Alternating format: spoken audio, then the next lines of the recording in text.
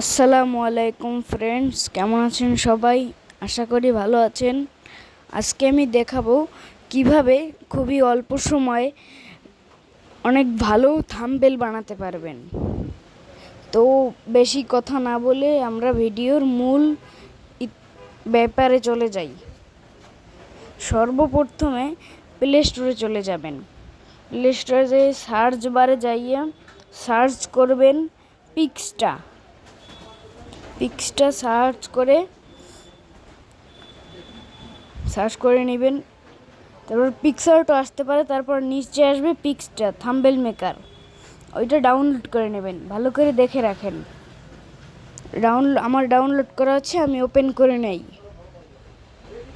একটু ওপেন হইতে একটু সময় লাগে।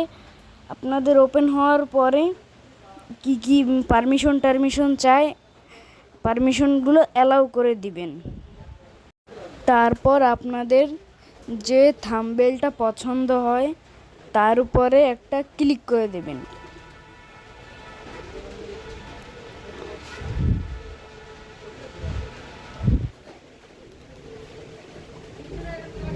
তারপর ওইখানে যে মানুষের ছবিটা আছে ওইখানে একটা ট্যাপ করে দিবেন।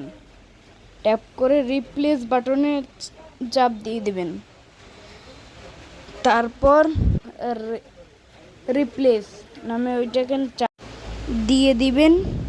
ভিডিওটা এই পর্যন্তই, সবাই সাপোর্ট করে দিয়েন।